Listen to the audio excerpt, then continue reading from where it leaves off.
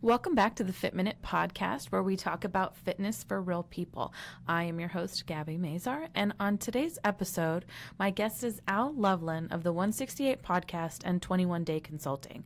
We'll be discussing all about work-life balance, how to take care of yourself the best you can while still taking care of your family, your health, your job, and just all around life. There are only 168 hours in the week, so how do you maximize your time to still have a job and work full time, to eat healthy, to work out, to take care of your kids, to go to the park, to go on vacations, to do anything that you want to do?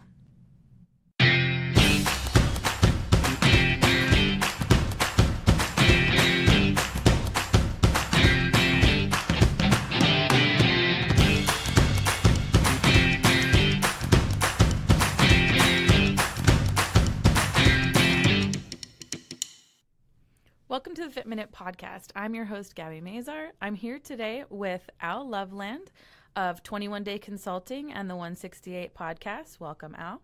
Thanks for having me. Well, we're glad to have you today. Today we'll be talking about time maximization, how we use it in our businesses, how we use it in our lives, and how we use it to stay healthy and fit in the real world. So, Al, my first question for you is, what is 168 management? 168 management is that people have their careers to pursue or their business to run. They have their families to raise, communities to serve, all while maintaining their emotional, spiritual, and physical health. In the modern world, we are busy. We try to get so much done. And there are people who run businesses. There are people that have children. And we try to do everything. In a lot of cases, we try to do a lot and end up doing a lot not well. And we run ourselves into the ground. So I've created 168 Management to help people try to maximize their time to get all those things in life that they want done. And the second part of that is that everybody says you have to do time management. Well, what I found with time management was it was about as exciting as watching paint dry or grass grow. So when I go back and I said, would you want to manage your time? And people look at me like they want a root canal or something like that. So I go back and I say, well, would you want to maximize your time? And I get that answer is yes, I would want to do that. So that's what I like to talk about is maximizing your time and in those four components of your professional life, your personal life, your family life, your community, and also your health. And a lot of times with this 168, with the hours you have in a week, the first thing to go is what? Your Working health. out. Working out. Or yeah. yourself. Like in a lot of cases, I was chatting to the mom the other day, and she goes, you know, my kids always come first. And I said, no, it's really the rule of, like on the airplane, when I say you first got to take care of yourself before you can take care of other people. Right. And people do it the opposite. They take care of everybody else and not take care of themselves. And so 168 Management, one of the important things is making sure you're taking care of yourself. And that's why I have wellness as its own separate focus: sleep, exercise, diet, making sure that you allocate the time and get the proper help and motivation to help you achieve those goals. Because if you don't have it, your body's going to crash, and then bad things really happen. And then you can't take care of your family and your kids. Yes.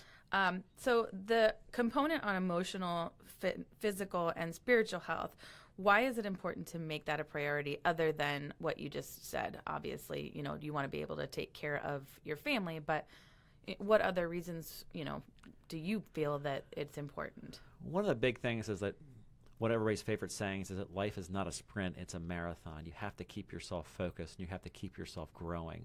And the vehicle for you to do this is your body. And if your body breaks down, you can't do the things that you need to do. And from a human standpoint, is we have our bodies that have to be physically well run. So we have to eat right, we have to sleep right, we have to exercise. We have our emotional component where we have to do things that really fill our cup and make us happy. And there's that spiritual component where the areas of faith are so important to people to keep themselves in tune with themselves and also the universe, whatever you believe. But it's important for balance, because if you're not balanced and things get out of balance, that's when trouble begins to appear. And then two, where people have the struggles with, being ill and self-esteem, because in a lot of cases, if you're not looking your best, you're not feeling your best, and we want to look and feel our best at all times. Right. And for some reason in our society, we have this idea in our head that we put off staying healthy, and then later in life we get sick. Instead of doing the reverse, where if you stay healthy now, you prevent illness and sickness and cancers, heart disease later in life, where you're spending a bunch of money. But we don't want to spend the money right now to take care of ourselves, but we end up spending it later in life in healthcare costs, in just time as well. Because if you're sick or if you're in the hospital, you're taking time away from your family, you're taking time away from work, you're spending tons and tons of money rather than spending a small amount of money now to prevent all of those things. Yep. One of my favorite sayings from one of my favorite people says it's prevention, not intervention, that you want to do the things that you prevent those things in the future. And the second thing is it really keeps you running well. And the time that you get, like the one thing about this podcast, you listening to it right now, you'll never get back. So hopefully it'll be a good use of your time. Hopefully you enjoy it. Hopefully, but time is a non-refundable resource. And if you are constantly feeling your best, you're able to maximize your life, maximize your time, maximize each day. And part of that is really being healthy. And that's why you need to really take the focus about having a strategy about staying healthy, but it has to fit into your entire life strategy. Mm-hmm. I've been trying to focus a lot lately on really pounding the idea of lifestyle to clients or just in conversation, because we don't tend to think of weight loss or health as a lifestyle thing. We tend to think of it in these 6-week increments or these 21 days, or I'm going to go on this diet and do this for this short period of time. But what we're not taking into account is that it's not maximizing our time, because we're doing something for a short period of time and we're not making this part of our everyday routine. We're making it more of just a quick fix, when really your health and exercise is not even a quick fix at all. It's never going to be a quick fix. It's something you need to maintain for the rest of your life. So Al, how do you, just with your business and with your consulting, how do you help people to maximize their time and fit in exercise or health, or just have a well-rounded, happy, healthy life? Well, that's a great question, because what I like to do is I call it the life equation, is that you have your personal life, your family life, your work life, and your rest and wellness. And you have to add those 4 components together to equal 168, which is the amount of hours there are in the week again. And I like to say that that's on average over the course of about 13 weeks, over a quarter. And so it begins to average out after a while.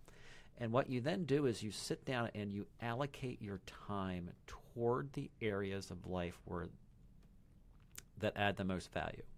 And so you go back, and the question that I ask small businesses, nonprofits, is first of all, is how much time do you want people to work?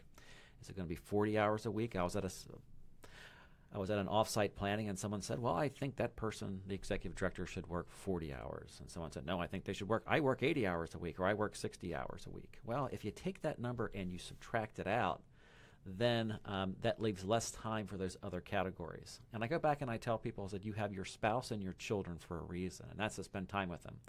And I don't know if you've talked to, I've had a lot of people where a lot of people miss their kids growing up. Mm-hmm. They miss out on their spouse. They miss out on the family life. They miss out on the things that they're doing in their extended family, birthday parties, because they're working. And then when you're not doing those things and you're rushing around, because how many people do you know that get up at 5 o'clock in the morning, go to work all day, then go home and run their kids around to 9 o'clock at night, stop at Taco Bell on the way home,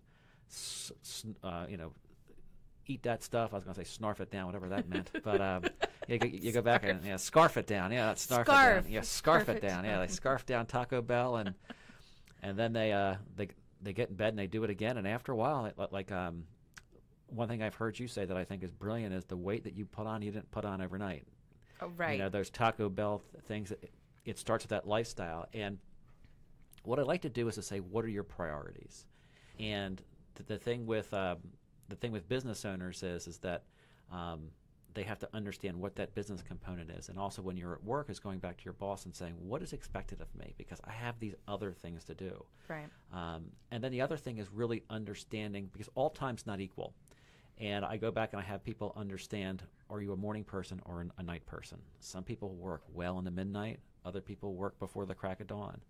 And it's finding out when that time is of most value to you. Because sometimes where you say to significant others and people that you love in your life and say, well, after I do all those things that I get home from 9 o'clock to 10 o'clock, I'm going to spend that last hour when I'm most tired and cranky with you. And that doesn't work out too well. And right. so I don't want to be with a cranky person. No, you don't want to. And then people begin to feel neglected, and then other problems begin to happen, and drama happens. And so because those relationships that you have affects your everyday life as well. It's things that you do consistently that either, whether good or bad, those things that you do consistently are the things that affect your life, affect your lifestyle, affect your health. And absolutely. Yeah. And the big thing is when you have that part of wellness. And again, I break that wellness into those different things about, one is making sure you get the proper amount of sleep and good sleep. Because if you're not sleeping well, that is your energy reserve during the course of the day. And one of the things that I've read is that your prefrontal cortex that really holds all that information for you to be able to focus and do things well, that's that reservoir that has to be restored every night with a good amount of sleep. And sometimes people get cranky. And that's another thing too with diet is that when that wears down at night, you go back to your basic instincts. And my basic instincts when I get tired a lot is McDonald's. Ugh. Or Taco Bell or KFC, rather than going back and preparing a good meal. But it's really getting that proper amount of sleep. And then the second thing is really the preparation of what you're going to eat and when you're going to eat. And one thing that I know that you've talked a lot about is meal preparation and having that prepared. And that comes back to 168 management, is knowing when you're going to eat.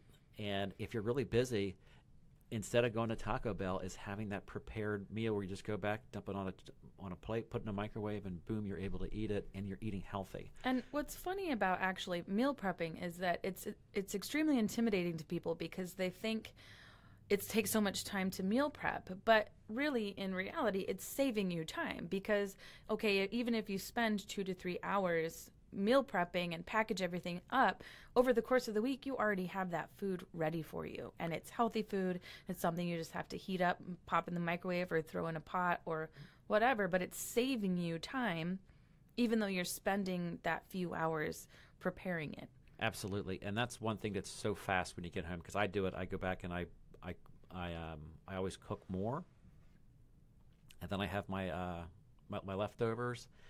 And you might not want to be eating your leftovers every day, but it's a lot better than fast food for you, believe me. Right. And then and then finally is, when are you going to work out, and when are you going to get your exercise? And the one thing is really understanding when it's best for you to work out: in the morning, at lunch, in the afternoon.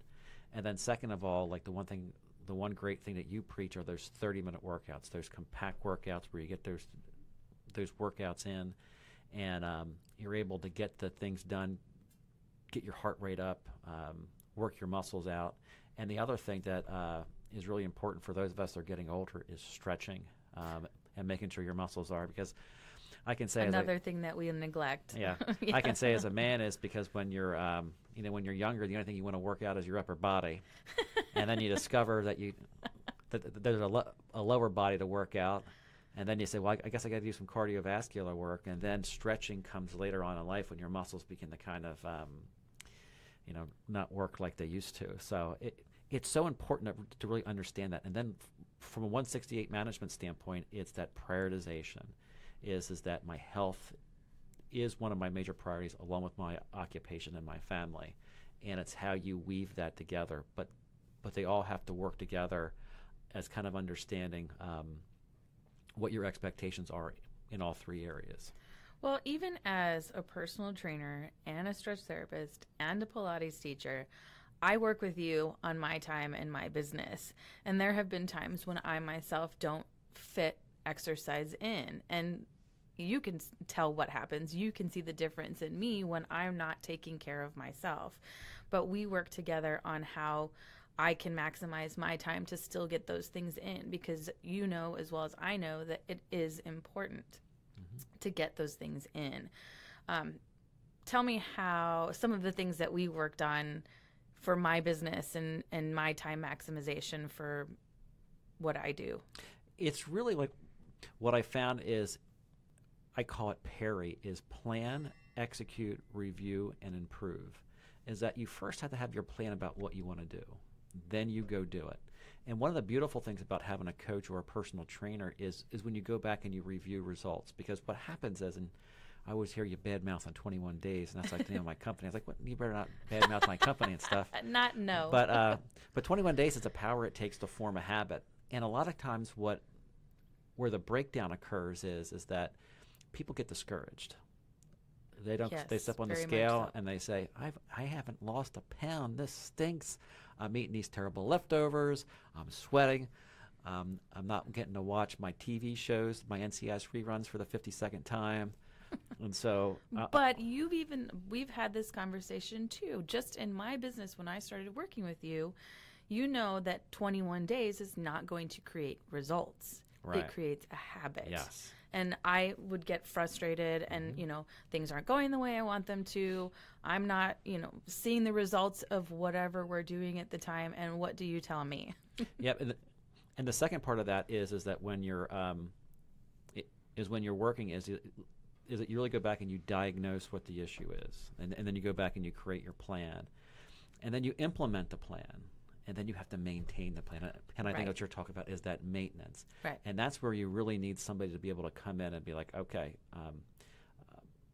like what the PERI is that there are three components that I always work with business owners with. And I think you should probably work on this in your life as well.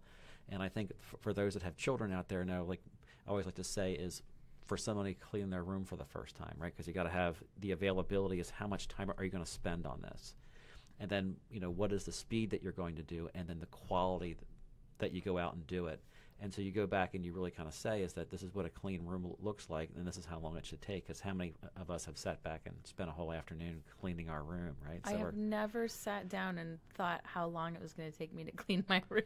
But like one of the big things with that, he said, well, why would you want to do that? And one of the key things is back to 168 management is that when you don't think about how long something's going to take, is that you then end up getting so much stuff that you get more than 168 hours worth of work. And what happens then, it's kind of like Lucy and the conveyor belt with the chocolates. Right. All the things start going past you. Start and piling you can't up get any things done.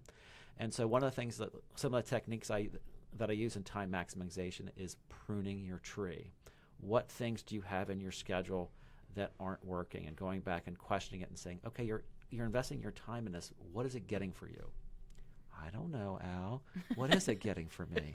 Well, let's go back and let's look at it. And then the second part of that is like with working out and with businesses, when do these seeds that we plant, when are they going to bear fruit? Right. Because again, for that discouragement is that I know when I was on a fitness plan and I lost 35 pounds, it was a pound or two a week.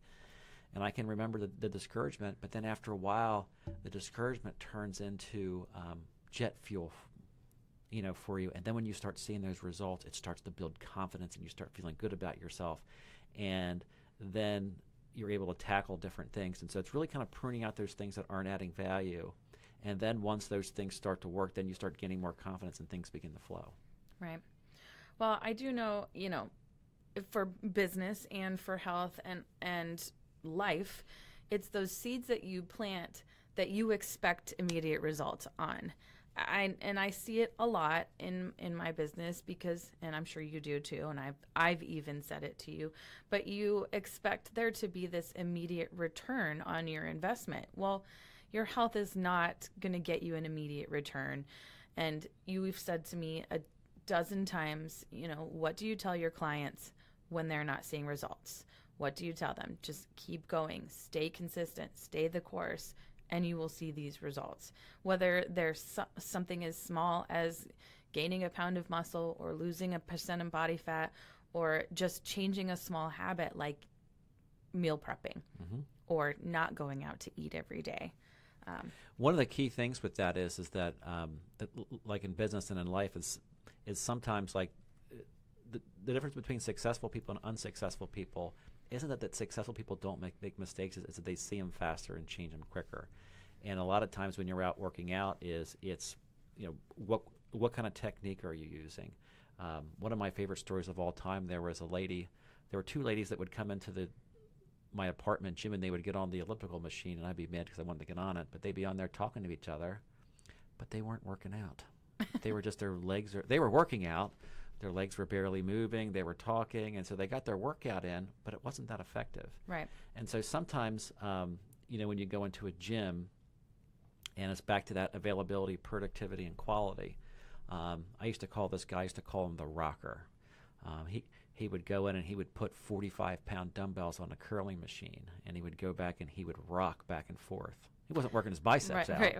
but he was rocking back and forth. He probably was hurting his back more than he was working anything else. But the girls saw that he was lifting these big things, but like it's the quality and when you go in and the impact that you have with your 30-minute workouts, and what's so great to have a personal trainer is that they're able to show you the right way of going about things. The right way to do it. Because some people get discouraged because you're doing it the wrong way. You're going in and you're playing around, and you're like, gee, I'm not working out hard.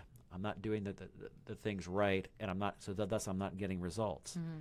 And so one of the key things is to really work with your personal trainer to understand that the time you're doing it is adding value. Because if you don't have the right quality with it, so think about working out, availability, productivity, and quality. Am I going to the gym? Yes or no? Second of all is, once I get to the gym, am I executing them the way that I should? Am I doing everything right or not right?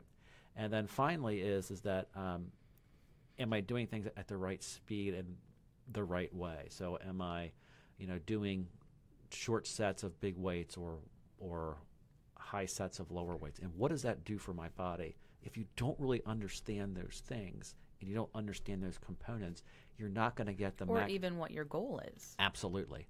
And that's what's so important with, kind of going back and have a strategy and understanding what you want to do is that's why when you go back to that 168 management, and you were saying about what we're doing is, I'm working out. Okay, I want to work out to get healthy.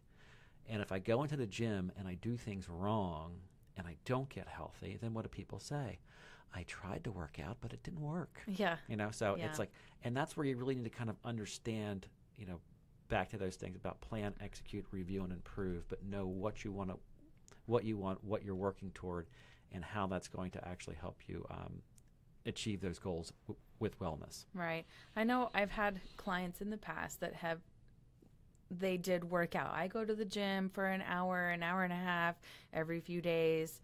What is 30 minutes going to do for me? And I tell them I've had them come in, and within the first, 7-10 minutes of a workout with barely doing anything, extreme, they're dizzy and feel like they're going to throw up.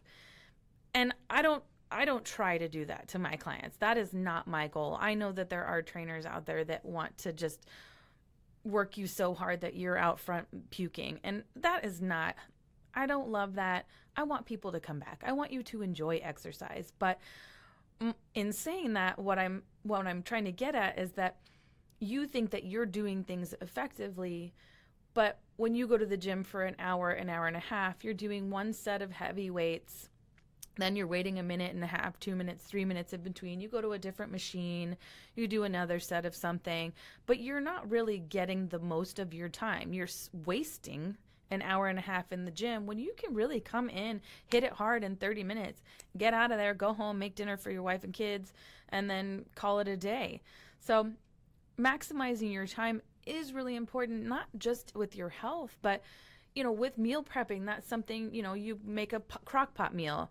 And so you've gone to the gym, you've got a crock pot meal, you come home, food's already done. Now you've just cut out 2 hours of time that you have time to do other things like spend with your kids. Absolutely, because how many times have people say, I can't do all of this. It's too hard, or I've tried before and I haven't gotten it done. And you're so right, because it's like, it's back to the quality part of that third component is getting the right people to be able to help you out. Because again, as you said, I know before was, it would be gabbing at the gym, going back and talking to somebody, flirting, going around doing stuff. You're not working out. You're there to kind of socialize. You go in the sauna. Absolutely. But you're going around doing that stuff, and you're like, wait a minute, why isn't this working out? Because you're not doing it right. And that's where you need to kind of have that strategy and the person to be able to help you. And once you're able to do that, then you're able to maximize your time. Because I think about what you just said there. Meal planning, great 30-minute workouts.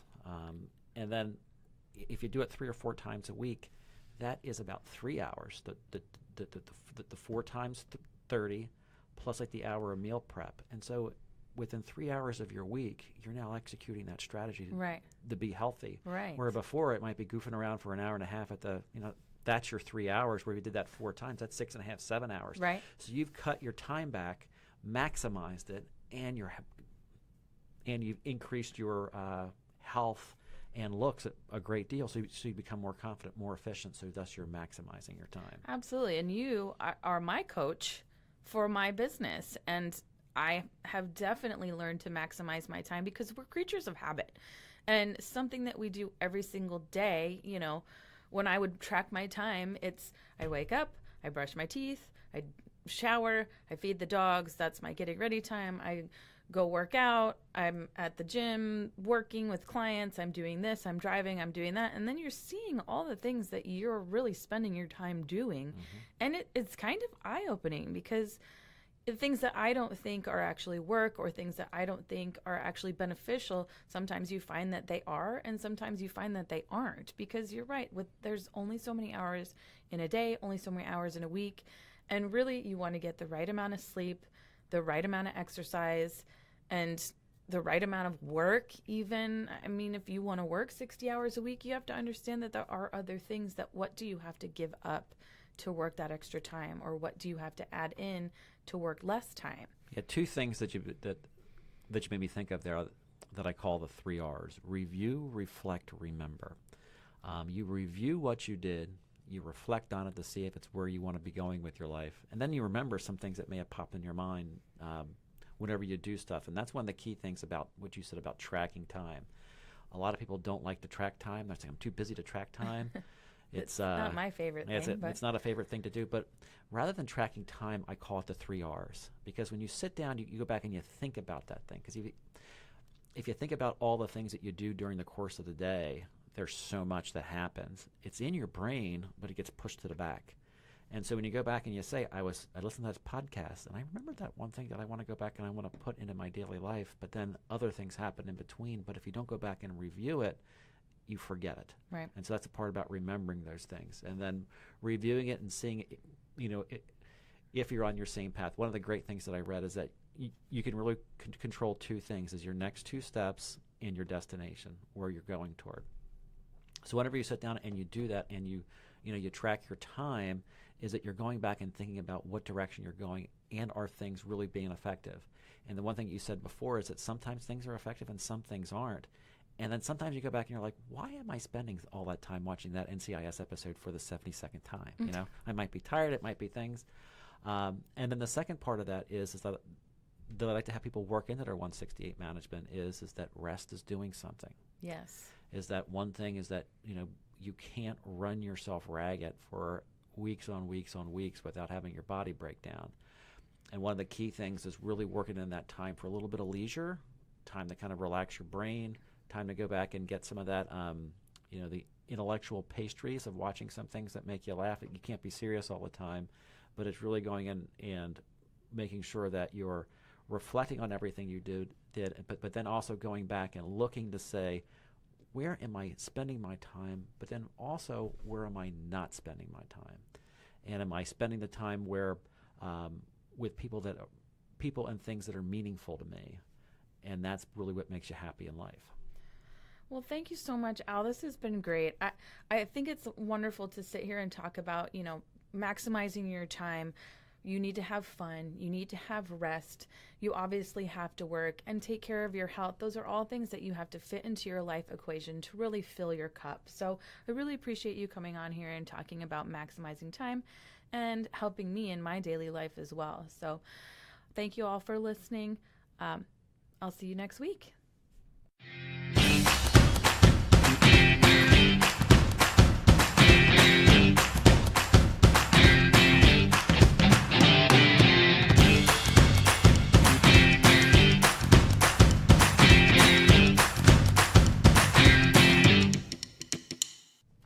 Thank you so much for listening to the Fit Minute podcast, Fitness for Real People, with me, your host, Gabby Mazar. If you would like any more information on what we talked about today, you can find it in the show notes, or you can find it on my website, www.healthybodyworksaz.com. Please leave us a review if you like what you hear, or subscribe to our channel on iTunes or whatever platform you listen to.